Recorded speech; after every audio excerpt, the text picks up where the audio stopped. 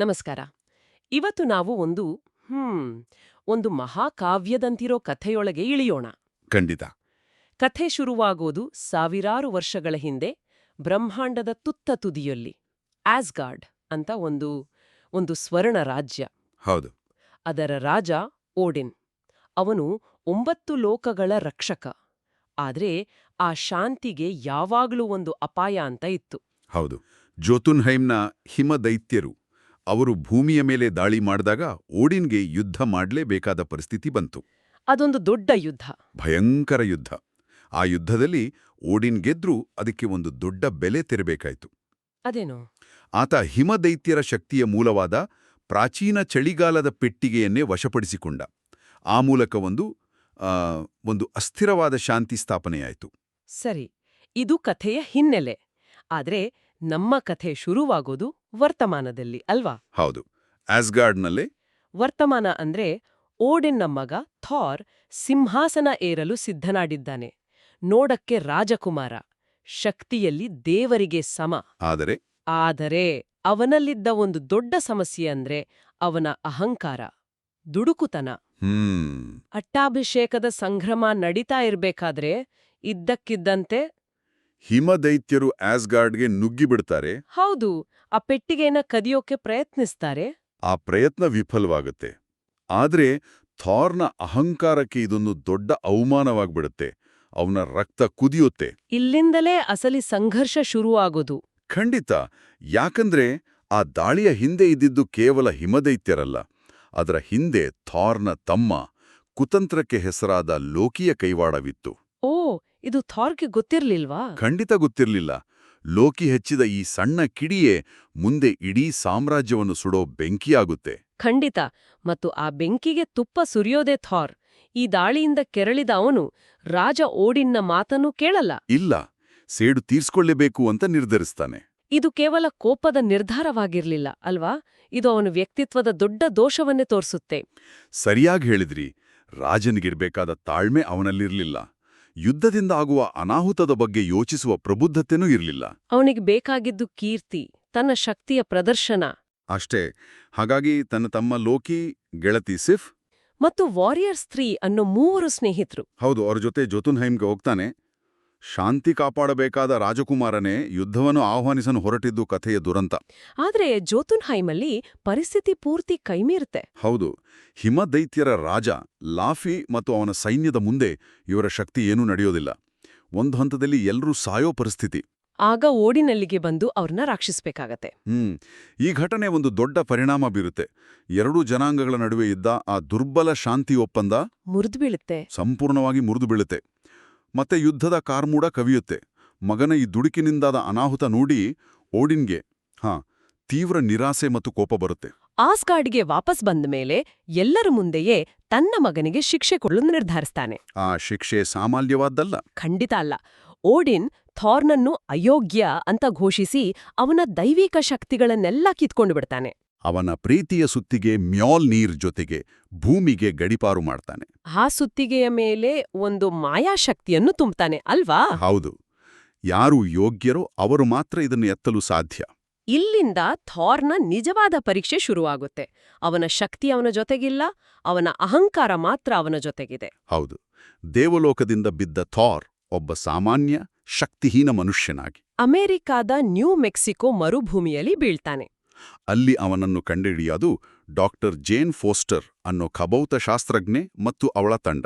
ಒಬ್ಬ ದೇವರು ಸಾಮಾನ್ಯ ಮನುಷ್ಯನಾಗಿ ಬದಲಾಗೋದಿದೆಯಲ್ಲ, ಅದು ಅವನಿಗೆ ದೊಡ್ಡ ಆಘಾತ. ಖಂಡಿತ. ಅವನ ಕೋಪ, ಅಬ್ಬರಕ್ಕೆ ಅಲ್ಲಿ ಯಾರೂ ಬೆಲೆ ಕೊಡೋದಿಲ್ಲ. ಹಾಗಾದ್ರೆ ಥಾರ್ ತನ್ನ ಶಕ್ತಿ ಕಳ್ಕೊಂಡು ಭೂಮಿಗೆ ಬಿದ್ದ. ಆದ್ರೆ ಅವನ ಪ್ರೀತಿಯ ಸುತ್ತಿಗೆ ಮ್ಯಾಲ್ನೀರ್ ಕಥೆ ಏನು? ಅದು ಅವನ ಜೊತೆಗೆಲ್ಲ ಬಂದಿರುತ್ತಾ? ಒಳ್ಳೆ ಪ್ರಶ್ನೆ. ಆ ಸುತ್ತಿಗೆ ಕೂಡ ಭೂಮಿಯ ಮೇಲೆ ಅವನಿಂದ ಸ್ವಲ್ಪ ದೂರದಲ್ಲಿ ಬಿದ್ದಿರುತ್ತೆ. ಆದರೆ ಅದನ್ನ ಶೀಲ್ಡ್ SHILD ಅನ್ನೋ ಒಂದು ರಹಸ್ಯ ಸರ್ಕಾರಿ ಸಂಸ್ಥೆ ವಶಪಡಿಸಿಕೊಳ್ಳುತ್ತೆ. ಒಂದು ನಿಮಿಷ, ಈ ಶೀಲ್ಡ್ ಅಂದ್ರೆ ಯಾರು? ಅವರ ಉದ್ದೇಶವಾದರೂ ಏನು? ಶೀಲ್ಡ್ ಅಂದ್ರೆ ಭೂಮಿಯನ್ನ ಅಲೌಕಿಕ ಮತ್ತು ಬಾಹ್ಯ ಬೆದರಿಕೆಗಳಿಂದ ರಕ್ಷಿಸಲು ಸ್ಥಾಪಿಸಲಾದ ಒಂದು ಗುಪ್ತಚರ ಸಂಸ್ಥೆ. ಓ, ಸರಿ.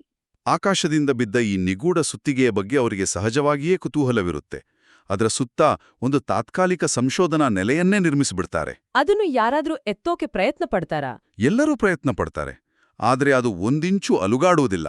ತನ್ನ ಸುತ್ತಿಗೆಯನ್ನು ಮರಳಿ ಪಡೆದರೆ ತನ್ನ ಶಕ್ತಿ ವಾಪಸ್ ಬರುತ್ತೆ ಅಂತ ನಂಬಿದ ಥಾರ್ ಆ ನೆಲೆಗೆ ನುಗ್ಗುತ್ತಾನೆ. ಹೌದು, ಅಲ್ಲಿನ ಭದ್ರತಾ ಸಿಬ್ಬಂದಿಯನ್ನೆಲ್ಲ ಬರಿಗೈಯಲ್ಲೇ ಸೋಲಿಸಿ ಸುತ್ತಿಗೆ ಹತ್ರ ಹೋಗ್ತಾನೆ. ಆದ್ರೆ ಎಷ್ಟೇ ಪ್ರಯತ್ನಿಸಿದ್ರೂ ಅವನಿಗೆ ಅದನ್ನು ಎತ್ತಲು ಸಾಧ್ಯವಾಗೋದಿಲ್ಲ. ಆ ಕ್ಷಣದಲ್ಲಿ ಅವನಿಗೆ ಅರಿವಾಗುತ್ತೆ, ತಾನು ನಿಜವಾಗಿಯೂ ಅಯೋಗ್ಯನಾಗಿದ್ದೇನೆ ಅಂತ. ಅವನ ಇಡೀ ಅಸ್ತಿತ್ವವೇ ಕುಸಿದು ಹೋದ ಹಾಗೆ ಆಗುತ್ತೆ. ಆ ಹತಾಶೆಯಲ್ಲೇ ಅವನು ಶೀಲ್ಡ್ಗೆ ಸೆರೆಸಿಕ್ಕುತ್ತಾನೆ. ಆಮೇಲೆ ಡಾಕ್ಟರ್ ಸೆಲ್ವಿಗ್ ಅವನನ್ನು ಬಿಡಿಸ್ಕೊಂಡು ಬರ್ತಾರೆ. ಭೂಮಿಯಲ್ಲೇ ಸಾಮಾನ್ಯ ಮನುಷ್ಯನಾಗಿ ಬದುಕಲು ಶುರು ಮಾಡಿದಾಗ ಅವನಲ್ಲಿ ನಿಧಾನವಾಗಿ ಬದಲಾವಣೆ ಕಾಣಿಸಿಕೊಡುತ್ತೆ. ಹೌದು, ವಿಶೇಷವಾಗಿ ಜೇನ್ ಜೊತೆಗಿನ ಅವನ ಒಡನಾಟ ಅವನಿಗೆ ನಮ್ರತೆ, ಪ್ರೀತಿ ಮತ್ತು ಇನ್ನೊಬ್ಬರಿಗಾಗಿ ಬದುಕೋದನ್ನು ಕಲಿಸುತ್ತೆ. ಅವನೊಳಗಿನ ಯೋಧ ಸತ್ತು ಮನುಷ್ಯ ಹುಟ್ಟಲು ಶುರುವಾಗ್ತಾನೆ. ಸರಿಯಾಗಿ ಹೇಳಿದ್ರಿ. ಥಾರ್ ಭೂಮಿಯಲ್ಲಿ ಹೀಗೆ ಬದಲಾಗುತ್ತಿದ್ರೆ ಅಸ್ಗಾರ್ಡ್ನಲ್ಲಿ ಕಥೆ ಒಂದು ನಾಟಕೀಯ ತಿರುವು ಪಡೆದುಕೊಳ್ಳುತ್ತೆ. ಹೌದು, ಲೋಕಿ ಅವನು ತನ್ನ ಜೀವನದ ಒಂದು ಆಘಾತಕಾರಿ ಸತ್ಯವನ್ನು ಕಂಡುಹಿಡಿತಾನೆ. ಅದೇನು? ಇದು ಕಥೆಯ ಅತ್ಯಂತ ಭಾವನಾತ್ಮಕ ಮತ್ತು ಪ್ರಮುಖ ಘಟ್ಟ, ಗೊತ್ತಾ? ಲೋಕಿಗೆ ತಾನು ಓಡಿನ್ನ ಸ್ವಂತ ಮಗನಲ್ಲ. ಹೌದಾ? ಬದಲಾಗಿ ಹಿಮ ದೈತ್ಯರ ರಾಜ ಲಾಫಿಯೆಯ ಮಗ ಅನ್ನೋ ಸತ್ಯ ತಿಳಿಯುತ್ತೆ. ಓ. ಯುದ್ಧದ ನಂತರ ಅನಾಥವಾಗಿ ಸಿಕ್ಕ ಮಗುವನ್ನು ಓಡಿನ್ ದತ್ತು ತಗೊಂಡು ಬಂದಿರ್ತಾನೆ. ಅಯ್ಯೋ. ತನ್ನ ಇಡೀ ಜೀವನವೇ ಒಂದು ಸುಳ್ಳು, ತನ್ನನ್ನು ಕೇವಲ ಒಂದು ರಾಜಕೀಯ ದಾಳವಾಗಿ ಬಳಸ್ಕೊಳ್ಳಲಾಗಿದೆ ಅಂತ ಅವನಿಗೆ ಅನಿಸುತ್ತೆ. ಆ ನೋವು, ಆ ದ್ರೋಹದ ಭಾವನೆ ಅವನನ್ನು ಸಂಪೂರ್ಣವಾಗಿ ಬದಲಾಯಿಸ್ಬಿಡುತ್ತೆ. ಈ ಸತ್ಯ ತಿಳಿದು ಲೋಕಿ ಪೂರ್ತಿ ಭಾಂಗಿ ಹೋಗುತ್ತಾನೆ. ಅವನು ಓಡಿನ್ನನ್ನು ಪ್ರಶ್ನಿಸಿದಾಗ ಆ ಮಾನಸಿಕ ಸಂಘರ್ಷದಿಂದ ವಯಸ್ಸಾದ ಓಡಿನ್ ಸ್ಲೀಪ್ ಅನ್ನೋ ಆಳವಾದ ನಿದ್ರೆಗೆ ಜಾರ್ತಾನೆ. ತಕ್ಷಣವೇ ಲೋಕಿ ಆಸ್ಗಾರ್ಡ್ನ ಸಿಂಹಾಸನ ಏರುತ್ತಾನೆ. ಹೌದು, ಅವನ ಕಣ್ಣುಗಳಲ್ಲಿ ಅಧಿಕಾರದ ದಾಹಕ್ಕಿಂತ ಹೆಚ್ಚಾಗಿ ತನ್ನನ್ನು ತಾನು ಸಾಬೀತುಪಡಿಸಿಕೊಳ್ಳಬೇಕೆಂಬ ಹತಾಶೆ ಕಾಣುತ್ತಿರುತ್ತೆ. ಅಧಿಕಾರಕ್ಕೆ ಬಂದ ಲೋಕಿ ಒಂದು ಅಪಾಯಕಾರಿ ಆಟ ಶುರು ಮಾಡ್ತಾನೆ. ಹೌದು, ಅವನು ತನ್ನ ನಿಜವಾದ ತಂದೆ ಲಾಫಿಗೆ ಒಂದು ಆಹ್ವಾನ ಕಳಿಸುತ್ತಾನೆ. ಆಸ್ಗಾರ್ಡ್ಗೆ ಬಾ, ನಿದ್ರಿಸ್ತಿರುವ ಓಡಿನನ್ನು ಕೊಲ್ಲು ಮತ್ತು ಪ್ರಾಚೀನ ಚಳಿಗಾಲದ ಪೆಟ್ಟಿಗೆಯನ್ನು ಮರಳಿ ತೆಗೆದುಕೊಂಡು ಹೋಗುವಂತ. ಆದ್ರೆ ಇದರ ಹಿಂದೆ ಲೋಕಿದೇ ಆದ ಒಂದು ಕುತಂತ್ರವಿತ್ತು. ಅವನು ಎಲ್ಲರ ದೃಷ್ಟಿಯಲ್ಲಿ ಹೀರೋ ಆಗ್ಬೇಕೆಂದು ಬಯಸಿದ್ದು. ಲೋಕಿಯ ಈ ಆಡಳಿತವನ್ನು ಒಪ್ಪದ ಥಾರ್ನ ಸ್ನೇಹಿತರು ಸಿಫ್ ಮತ್ತು ವಾರಿಯರ್ಸ್ 3. ಹೌದು, ಅವರು ಓಡಿನ್ನ ಆಜ್ಞೆಯನ್ನು ಮೀರಿ ಥಾರ್ನನ್ನು ವಾಪಸ್ ಕರೆತರಲು ಭೂಮಿಗೆ ಹೋಗ್ತಾರೆ. ಇದು ಲೋಕಿಯ ಯೋಜನೆಗೆ ಅಡ್ಡಿಯಾಗುತ್ತೆ. ಹೌದು, ತನ್ನ ಯೋಜನೆ ಬಯಲಾಗುತ್ತದೆ ಎಂದು ತಿಳಿದ ಲೋಕಿ ಅವರನ್ನೂ ಮತ್ತು ತನ್ನ ಅಣ್ಣ ಥಾರ್ನನ್ನು ಮುಗಿಸಿಬಿಡಲು ಡೆಸ್ಟ್ರಾಯರ್ ಎಂಬ ವಿನಾಶಕಾರಿ ಯಂತ್ರವನ್ನು ಭೂಮಿಗೆ ಕಳುಹಿಸುತ್ತಾನೆ. ಆಸ್ಗಾರ್ಡ್ನ ಅತ್ಯಂತ ಅಪಾಯಕಾರಿ ಅಸ್ತ್ರ ಅದು, ಅಲ್ವಾ? ಖಂಡಿತ, ಅಗ್ನಿಯನ್ನು ಉಗುಳುವ ಸ್ವಯಂಚಾಲಿತ ಯಂತ್ರ. ಆ ಡೆಸ್ಟ್ರಾಯರ್ ನ್ಯೂ ಮೆಕ್ಸಿಕೋದ ಆ ಸಣ್ಣ ಪಟ್ಟಣದ ಮೇಲೆ ದಾಳಿ ಮಾಡಿದಾಗ ಅಲ್ಲೊಂದು ಭಯಾನಕ ವಾತಾವರಣ ಸೃಷ್ಟಿಯಾಗುತ್ತೆ. ಥಾರ್ನ ಸ್ನೇಹಿತರು, ಆಸ್ಗಾರ್ಡ್ನ ಶ್ರೇಷ್ಠ ಯೋಧರಾಜರು ಅದರ ಮುಂದೆ ನಿಲ್ಲಲು ವಿಫಲರಾಗುತ್ತಾರೆ. ಆಗ ಶಕ್ತಿಹೀನನಾಗಿದ್ದ ಥಾರ್ ಒಂದು ಮಹತ್ವದ ನಿರ್ಧಾರ ತೆಗೆದುಕೊಳ್ತಾನೆ. ಅದೇ ಅವನ ಜೀವನದ ದೊಡ್ಡ ತಿರುವು. ಅಲ್ಲಿಯವರೆಗೂ ಅವನು ಕೇವಲ ತನ್ನ ಕೀರ್ತಿಗಾಗಿ ಹೋರಾಡಿದ್ದ. ಇದೇ ಮೊದಲ ಬಾರಿಗೆ ಬೇರೆಯವರನ್ನು ರಕ್ಷಿಸಲು ಮುಂದೆ ಬರ್ತಾನೆ. ತನ್ನಿಂದಾದ ತಪ್ಪಿಗೆ ಆ ಅಮಾಯಕ ಜನರನ್ನು ಶಿಕ್ಷಿಸಬೇಡ, ತನ್ನ ಪ್ರಾಣವನ್ನು ತೆಗೆದುಕೋ ಎಂದು ಡೆಸ್ಟ್ರಾಯರ್ ಮುಂದೆ ನಿಲ್ತಾನೆ.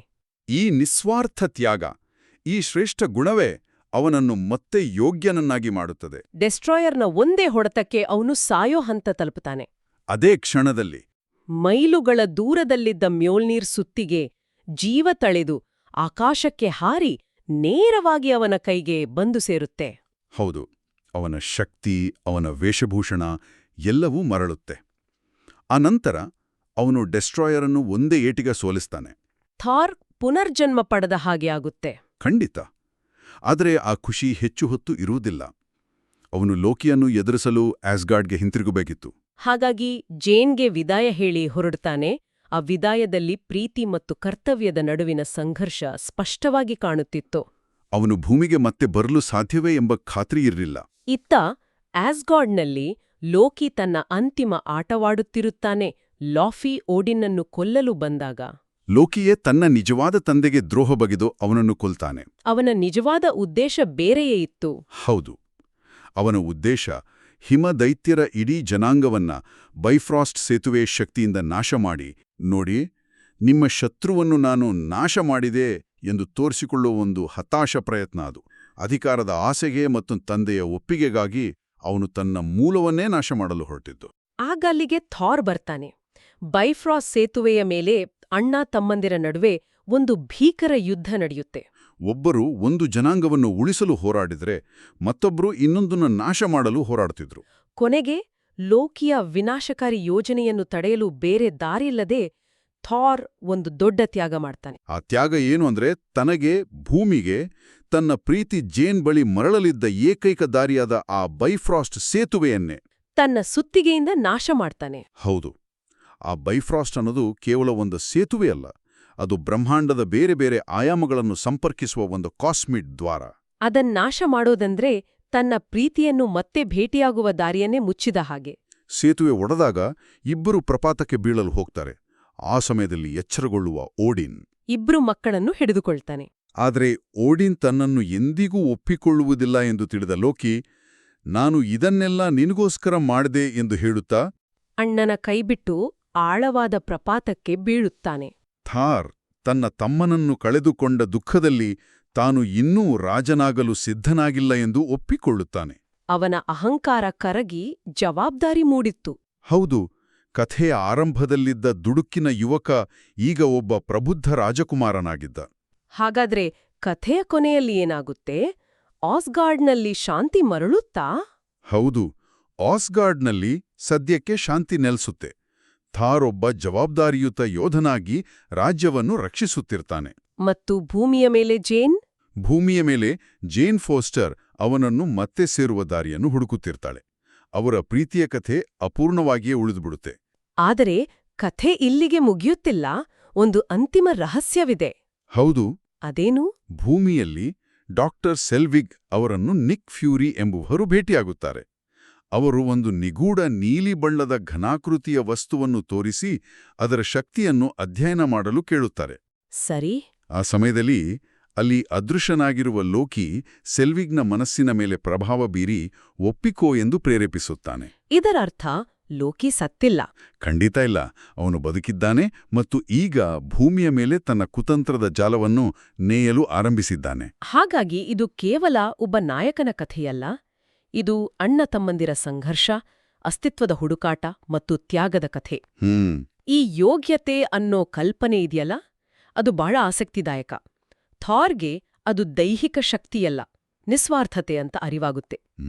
ಆದ್ರೆ ಲೋಕಿಗೆ ಯೋಗ್ಯತೆ ಅಂದ್ರೆ ಓಡಿನ್ನ ಒಪ್ಪಿಗೆ. ಹೌದು, ಇಬ್ಬರೂ ಒಂದೇ ಪದಕ್ಕೆ ಬೇರೆ ಬೇರೆ ಅರ್ಥ ಹುಡುಕುತ್ತಿರೋದು ಈ ಸಂಘರ್ಷದ ಮೂಲ. ಖಂಡಿತ.